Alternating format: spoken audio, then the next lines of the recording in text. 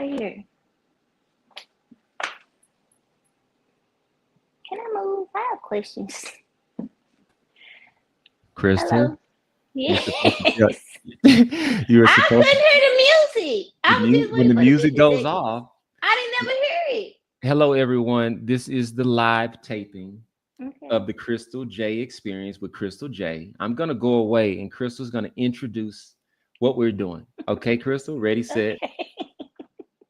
Hey y'all, it's me, Chrystal J. So today, it's the last day of June, so we're gonna end out June is Men's Mental Health Month. We're going to do the show today with my classmate, my friend Jeff McKinney, who's producing the show, and he has insight on mental health. We also have the infamous Coach Todd, head football coach at South Oak Cliff High School. He agreed to do my show. Thank you, Jason. Coach Todd. So we're gonna bring them on and have a conversation. Hey guys. Hey, how you doing? Fantastic. Kudos to you, Chrystal J, classmate, for doing what you've always done and bringing something fruitful to our community. So thank you. Oh, you're welcome. Thank you for everything you're doing to make this happen, because without you there's no me. Like literally. Okay, so listen real quick. Hey, how y'all doing? How y'all day was? I don't want to jump into my questions because I had to write them down because I'm old. And I'm excited and nervous, but thank y'all so much for doing the show. You're welcome. I'd like to hear a bit from Coach Todd. I know he's been making some things happen today, and so share a little bit about that before we jump in. I think that would be good. Is that on me now? Yep, it's on you. Oh, pretty much today's was actually my first day of vacation. Yeah, we and actually this past weekend, we actually went to the URL State 707 tournament, and we advanced all the way to the championships. Went 7-1 for the weekend, but we lost in the championship to a real good Woodlands team. But it was a good experience. The boys got to hang around each other, kind of, play video games, hang out with each other in the hotel. So, the weekend went pretty good, even though we didn't get the results we wanted at the end. But I can say it was a positive trip for us total. That's fantastic. I did see some highlights about that. It looked like our the young man that's leading the quarterback competition at this point. He had a good amount of success that I saw that you were sharing. So that's really positive. Yeah, he did. He had a really good weekend, and that was coming off getting his wisdom teeth pulled that Monday. And he kind of powered his way on through over the weekend. Even going through that, getting those wisdom teeth pulled. Fantastic. So, Chrystal, we'll turn back over to you, and then you can tell us why we're doing this and jump into the questions. Okay. The main reason I wanted to do it is because men's mental health, I think is overlooked for the most part because of the stigmas. I don't think that you guys are given the platform or the opportunity to just express yourselves or share, anything like outside of who you are. Like, I know every time they talk to Coach Todd, it's just Coach Todd football. That's all we focusing on. But I want to focus on Coach Todd as a person, because I've been knowing him since I was skinny. Back in the day, Hey, Jason. So I just want to focus on stuff like that because men's mental health is really important, and it's something that we don't talk about often. And I think the people need to hear about it. And with this being the last day of Men's Mental Health Month, we should close it out, with that type of conversation. I think it's very fitting too that, coming off of this past weekend, that on the last day, we know Coach is working like crazy hours. And this is the first day of his vacation, which that, restoration and time away is key to mental health. So kudos. Hopefully everybody knows that you're on vacation and you're able to help them understand, you do have to unplug. So kudos to you, Coach. I appreciate that. Thanks a lot. Okay. Yep. You're welcome. So, okay. So we want to jump into the questions? Let's do it. So, okay, Coach Todd, this first question is going to be for you, okay? Because I know you've led the team to multiple state championships, including the back-to-back wins. You know, kudos for that, 2 times. Yeah. So, in the midst of all of that success, I want to ask, how do you prioritize the mental health and emotional well-being of your players, especially coming from high pressure or with being, coming from where they come from? I think the key thing is, number one, you have to make all kids are individuals. So, each household is different that the kids coming from. And not only the kids, but the coaches also. Everybody has different stuff going on in their life. So, what we try to do is we try to use football as just an outlet, a way where you can kind of get away from your problems in life and kind of just focus on the game. Because at the end of the day, when you go home and have to go back to sleep or go back to where where you came from, you're gonna have to deal with those issues then. So, my biggest thing is when we're doing football, it should be, hopefully it's that one time where everything else kind of leaves your thought process and you can kind of just focus on something that a lot of people say they love and really want to do. And when you go back home, you can deal with some of those other things going on in life. But at that particular time, I like to just focus on football and kind of block everything else out that's going on, whether it's good or bad, and kind of just really dive into that, because I know once I leave football, I'm gonna have to deal with real life situations anyway. Yeah, and it gets real because, and I think just from being at the school and seeing you guys in action, you and your staff, like you guys, it's bigger than football. A lot of people don't see what y'all do, internally for these kids, and I think that's appreciated and it's commended.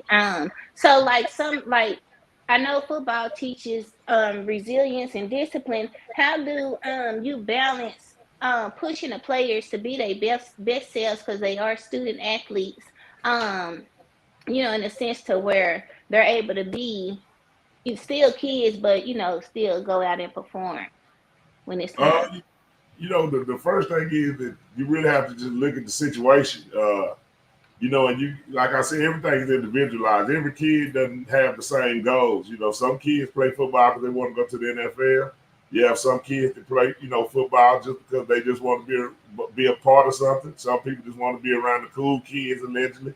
Different things like that. So, when we're pushing them, our job as coaches is not to be content with what a player is, and that's on and off the field, in the classroom and on the field.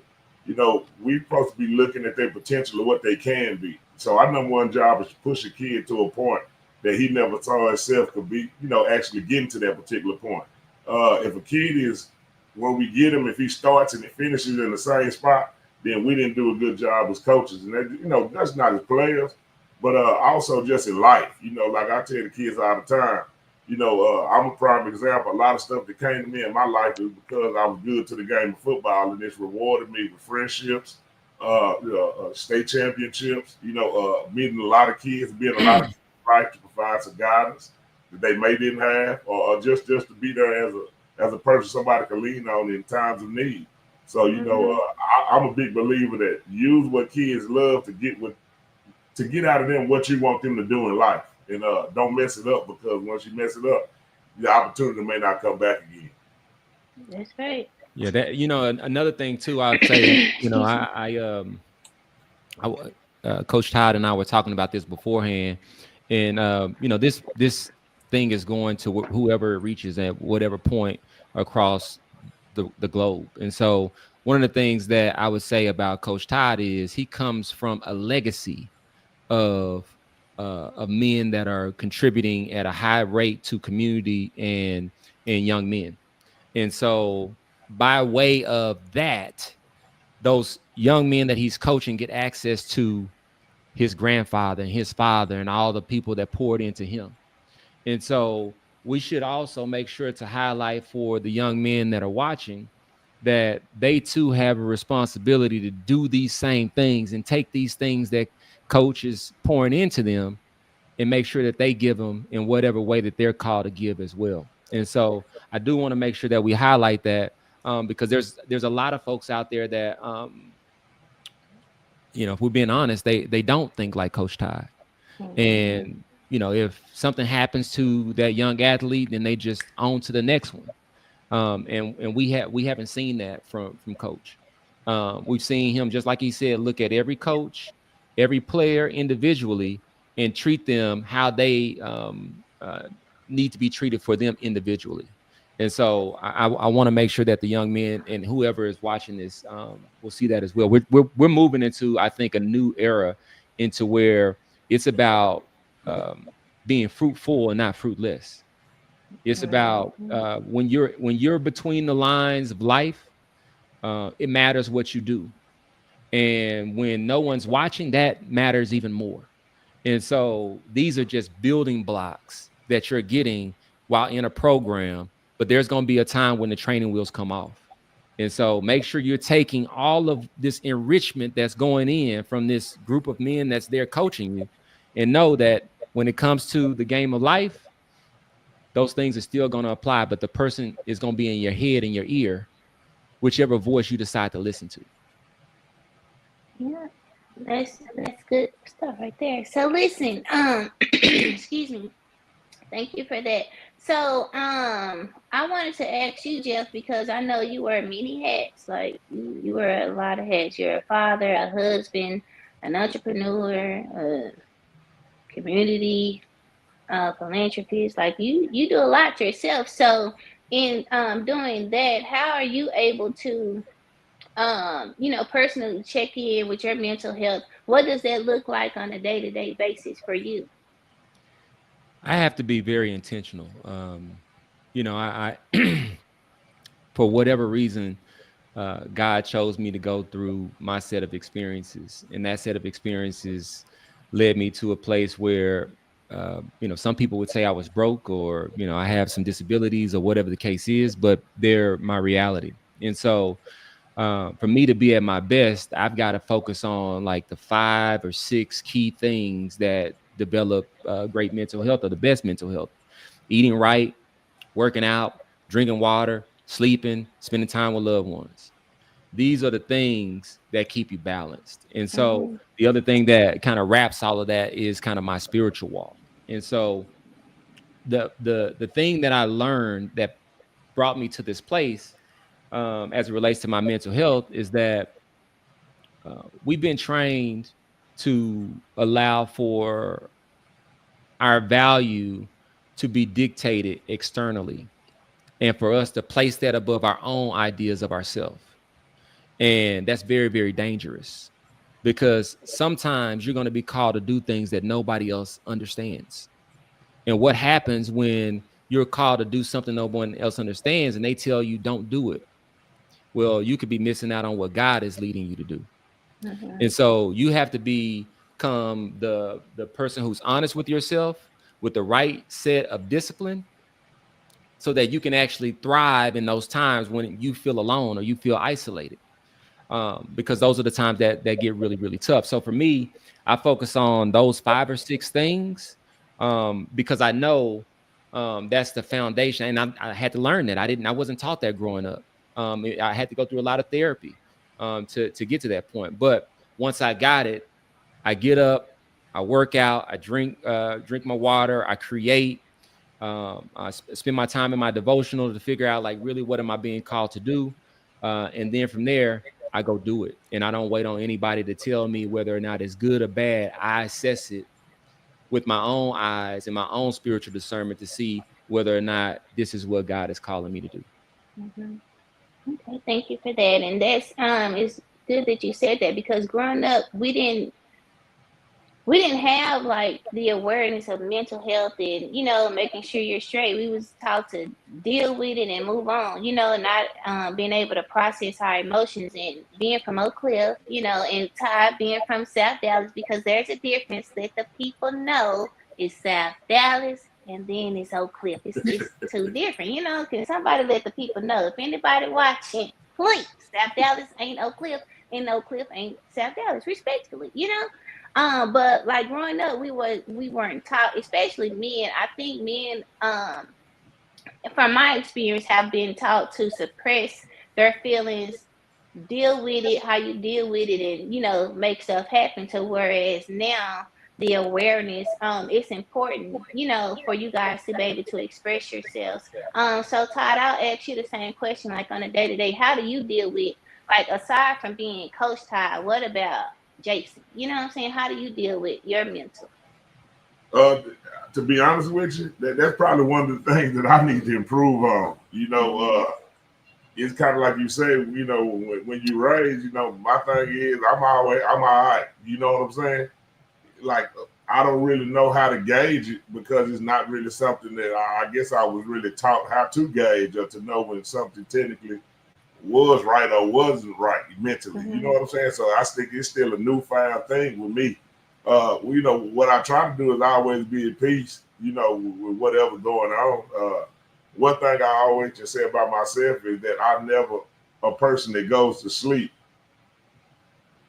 and worry in my sleep. Like one thing, when I do go to sleep, I'm always gonna get good rest. No matter if it's something going on in life, or a death, or it could be the day before a state championship game. That's I know how to sleep my best in those type of situations. But how just to gauge it, to be honest with you, I think of a song back from the era of you, Chrystal, when you were working for Def Jam. If you really go listen to Music Soul Child, Teach Me How to Love, and just apply other words in that, his explanation is kind of how I feel. Like, I mean, how do I really know what mental health is, or how do I know to check it when it probably doesn't? I've never been taught. Boy, you fall down, you break you break your leg. Everybody gonna tell you to get back up. So everything is kind of suppressed. So with it being suppressed, even at 48 years old, I probably don't know how to properly express how I feel at times, just because how I was raised and brought up. You know what I'm saying? Ain't nothing wrong with it, but the best key thing is to admit I'm not a professional. I'm not an expertise in that particular area, so I wouldn't even try to proclaim to be. I just try to be around good people, and I know good people can give me good sound advice. And now it's on me to take their wisdom and apply it, or I have to learn on my own experience. Yeah. I will say also too, for you, Jason, you are working in your calling and your purpose, and so that solves a lot of it. You got to figure out how not to give too much, because you just like it's not really work for you. Like I watch you, so what I found. When it comes to mental health, is really about forcing yourself into places where you don't fit. And we know for a fact that you fit exactly where you are. Like, there ain't no questioning about that. Like, you're at home. So I think, you're in a very healthy situation from what I can see from 1,000 feet away, but paying attention. But I do think it would be beneficial, and we can have some circle back follow up to make sure, just some fundamental things, because you do communicate when I'm listening to you. Like I watch your stuff, like you communicate whatever it is and express your feelings. Well, the trauma comes from not expressing your feelings, from not addressing the things that are bothering you. And so that's generally like we were raised to speak up, like in in our neighborhood. For me, when I had the issues that I had, it came from not speaking up. It came from being inside of systems to where, they tell you if you speak up, then you're gonna get retaliated against, which is real. It's very, very real, and it's the reason why I build solutions that have cameras and lights on, because that joker that jumped up and was talking all that, all that whatever he was saying inside of that corporate workplace, I'm sure he doesn't want to step outside of there and we can have that same conversation. I've invited him to. And so it's about the light and being able to have a voice and be safe, which check. You built a culture, you and Dr. Johnson and everybody else over at the school. You guys do that every day, very, very intentionally. And that I think that's what sets him and the other coaches apart from everybody else. Not to say that other coaches aren't intentional, but I see it. A lot of people do a lot of stuff just for accolades and all of this, but to see these men in action every day, giving more of themselves aside from coaching being father figures, being big brothers, being uncles, being mentors to these boys. It's really important, and our young men need that. You know what I'm saying? And I see them pour into these boys, and I appreciate that and applaud you and the whole staff for that. And again, thank you for this conversation. I'm gonna cry when we end, but it's okay. So listen, okay, so I got another question. Jeff, this question is going to be for you, okay? Okay. And we've already touched on it a little bit, because growing up, like where we're from and how we were raised, what shifted for you in an understanding the importance of prioritizing your mental health as much as you grind, because again, you balance a lot yourself. How were you able to balance it all and prioritize what's what? So I'll give it to you this way. You've known me since I was like 14, 15 years old. On a scale of 1 to 10, where would you say my confidence lies? It's always been at a 9.5. 9.5, and I would probably say 11. Like, Yeah. I've always been a very confident person. Mm-hmm. Back in 2020, well, the first time, what happened was my wife was telling me she was unhappy with me. Mm-hmm. And so she was telling me this, and I was like, how could you be unhappy with Jeff? Like, I'm Jeff. What do you mean? And so after continuing to hear this for so long, I decided to go see a therapist to like figure out like somebody else that I could get some thoughts about, because I kind of told you, like, I have this thing about not allowing someone to tell me something different about me than what I see.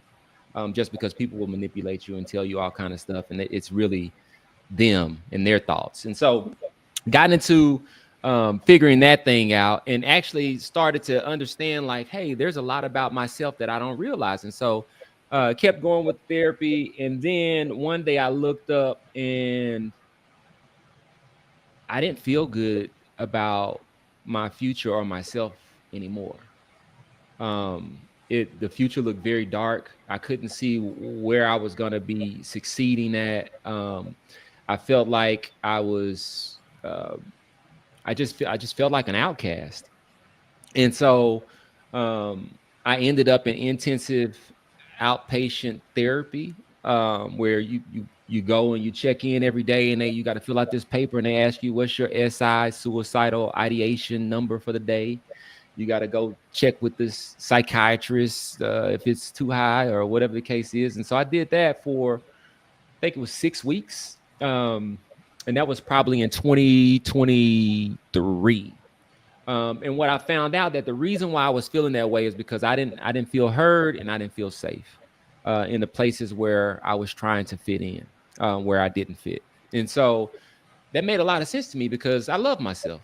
And so, what do you mean, like, me thinking about something like that? It was the craziest thing for me, but I'm grateful for it now, because I never built any plans towards hurting myself. However, the thoughts were there. And so now I understand when somebody else talks about these thoughts, I understand that the thoughts exist, and I can talk about what I did, or provide a perspective on how to overcome that, and make sure that, like I said earlier, you're listening to the right voice, because there's all these different thoughts, and you got to sift through and figure out which one is for you. And so that's how I got to a point where it was my wife telling me that I was not making her happy. And then I was like, okay, well, I don't see a future. And then I had to go figure out why. And so that was my mental health journey, why I'm still on it, and why I prioritize it. Okay, thank you for your transparency. I appreciate that. Like, that's going to help so many men and individuals, to be transparent like that. I appreciate that. And we're going to get ready to wrap up, but I just wanted to say again, thank you guys just for this moment and for sharing. And men's mental health is beyond just June. I think it should be, talked about and expressed every day. So with that, Coach Todd, what advice, I have a question here. What advice would you give to other coaches working with youth, coming from, not, and I don't want to keep saying coming from like just the hood or whatever, because it's coaches, it's, for every coach, every athlete, what advice would you give a coach working with youth um when it comes to, creating a culture where, things could be cultivated and, where the kids feel safe and feel where they can trust the coach? What advice would you give to other coaches in a position like you? The first thing I would say is so sometimes it's about being transparent, and not just making kids and people around them feel like everything you do is right and perfect, and also show that you have some of the faults that other men and as a kid you had some of the same issues and problems that kids are going through right now. Then then they become to start being able to relate to you, and with the relationship part, when they can relate to you, then you can start to build some trust. And once you get that trust, what I learned with kids is if you really get the kid to buy in and trust you, sometimes even if they don't want to do something that they know is beneficial for themselves, they'll do it for a grown up because they don't want the grown up to be hurt by something that they can do. So that's what I learned with kids. It's a special place in every kid that you had a power, or certain people had a power to reach that particular kid and kind of know how to hit those buttons with that kid to make that kid want to do the right thing, or want to abide by some rules, or just run through a brick wall for you. So that's what it's always been about with me. I'm just honest with the kids. I really don't sugarcoat a lot, with the kids. A lot of times if a kid is doing XYZ, I'm going to say XYZ. I'm not going to try to downplay it and go another direction with it. If a kid is, if a kid is at school and feeling sympathy and sorrow because he don't have no dad in his life, I'm gonna tell him, man, there ain't no excuse. I ain't met my dad and I'm 48 years old. What you gonna do about what you can control? And you can't control that issue that happened a long time ago when you first born. So I think with our staff, and not just me, but the entire staff, we're transparent where the kids can actually see what we's talking is how we really feel it, and we being really real and genuine. And them kids, they can respect that. And everybody don't want to adhere to it sometimes, but you got those special cases, those special kids, but you got to go above and beyond, and you can't get rid of them at the first mistake. You got to keep getting them along, because the thing is all about growth. I think a lot of time with adults, they try to judge a kid, has he gotten to a certain standard, but not looking where the kid started from. If a kid started with a 0 in behavior and works his way up to a 3, and just because he's not at a 7, do you just throw the kid away because he at a 3, or do you say, hey, we got it from 0 to 3? Now let's try to give him a 6. And about progress. And I think a lot of this, what helped me is because of my special ed background, it teaches you how to look at things differently, where you're not just judging everything on a pass and a fail. If a person is progressing, then they actually passing because they're moving up. And I think that's the key thing with my staff. We got a lot of guys that came from the inner city that can relate to the things the kids are going through. And we can always tell them, hey, when we got to this point in our life, we had to go this direction because we knew that direction wasn't going to make my life better. And then the last thing is, with me, I just never want to see my mama sad. I ain't never want my mama to be like, oh, my son in jail, or my son got killed.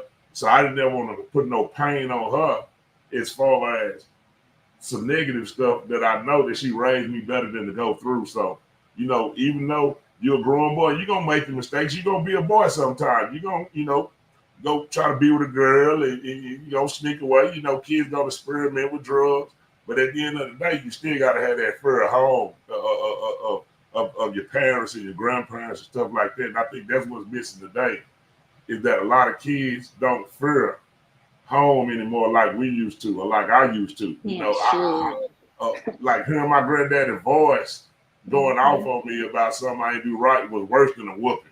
Yeah. Like I was dread that. I was like, man, golly. So it would make me, even when I made wrong decisions, like getting in trouble in school or something, I would just be like, oh my God. So, in life, I relate a lot of things to stuff like that. When my uncle, when the Carter kids were robbing after they won state and robbing the place, my uncle, he took me to the courtroom because he was working with Royce West then. And I had to sit in there when they read out them verdicts and heard that 25 years, 20 years, 15 years, and that Judge Joe Kendall was just reading out them sentences. So that was a life lesson to me. Like, I don't want my mom to ever have to go through this, you know. Yeah. She, you know, like, the heck no. So, you know, I took a lot of wisdom, but I also had to go through and bump my head and learn by experience too. But at the end of the day, you know, I feared people. And it wasn't necessarily because they were bigger than me or stronger than me, but it was just the fear of those people that raised me, and I ain't never want to let them down. And that's what I try to instill in our kids. When they get to these certain situations in life, you know, I always still have that respect for the coaching staff, the guys that help groom you, where, you know, you don't want to let people down. But most importantly, don't let yourself down at the end of the day. Right. Yeah. That's good. That's good stuff. Okay, thank you, Coach Todd. Okay. Okay. So Jeffrey, so we're gonna close it out. And I think we really pretty much went over all the questions. Because I just want to pinpoint this because you are a proud HBC graduate of Fisk University. Shout out to Fisk. Okay.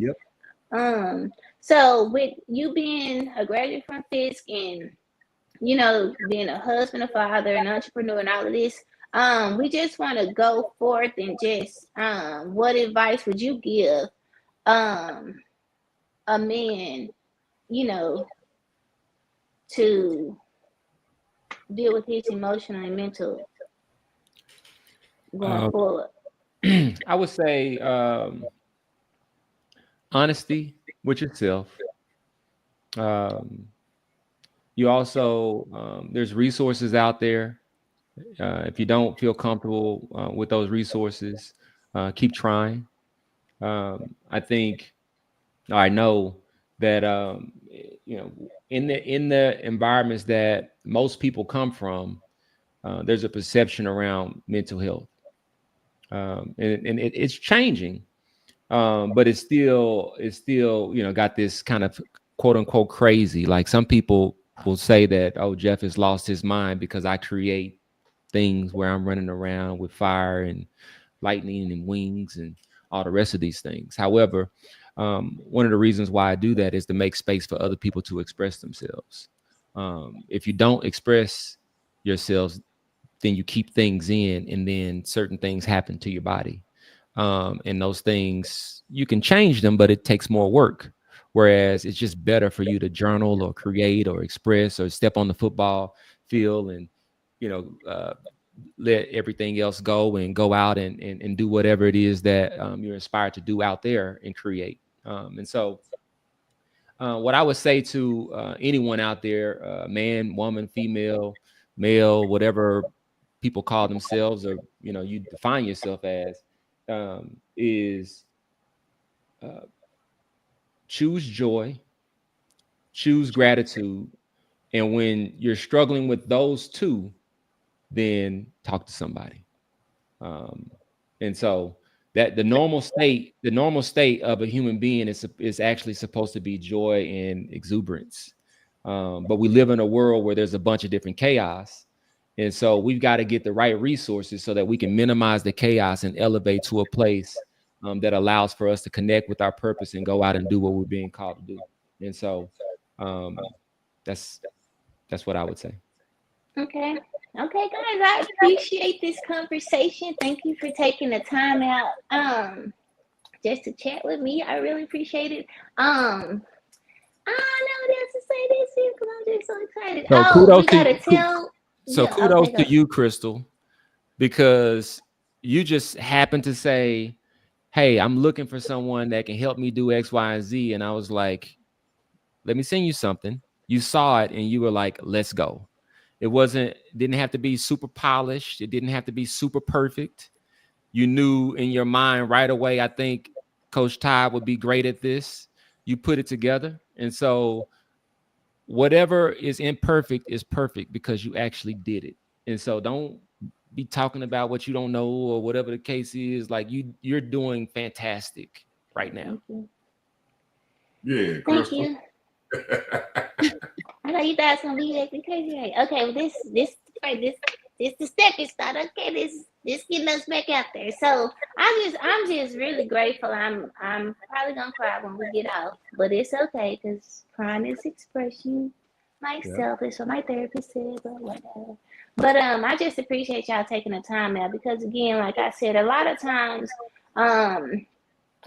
you guys suffer in silence, and that's I don't think that's fair. And as a woman and us being Black and all of that, we need to build a safe space for us to be able to have these type of conversations and support one another mentally, because some days aren't always going to be peaches and cream. So just to be able to understand and how to process things as they come, I think that's good, and just to keep in mind. But if y'all want to tell everybody how they can follow you on social media, Ty, you're really funny on Twitter. So definitely share your Twitter handle or X or whatever it's called, so the people can follow you, and Jeff, how they can follow you, and if they're looking for this type of platform, you're looking for a producer, Jeff McKinney's your guy. So if y'all could just share that, and then we can wrap it up. Okay, I'm mainly on Twitter or X, formerly Twitter. I think my handle name is hashtag SockFootball1. It is my hashtag on X. On Facebook, it's just my name. On Instagram, I believe it may be Coach Todd, something like that. But just follow Sock Football and you'll find me some kind of way. Okay, yeah, because you got a blue check on Twitter. You famous, but but you're really funny on Twitter. Okay, Jason.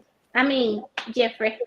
Yeah, so for me, the Techpreneur for the People on Instagram, you can go to www.oneintegration, click one of those links. It'll get to me some kind of way. And that's it. Okay. Well, good deal. Thank you guys again. This is the How can they find you? Tell the people how they can find you. Okay, the Chrystal J Experience on Facebook, Instagram, and TikTok. Follow me on the Chrystal J Experience. They're out, and also on Twitter. So it's the same for all of the platforms. And if you would like to be a part of the show, send me a DM or an email at the Chrystal J Experience at outlook.com. We can have a conversation. I got a text today from another classmate. She's coming to do the show too. So we got some stuff coming out. So y'all follow me, stay tuned, and be blessed. Thank you. Peace. Thanks, guys. Good job, Chrystal.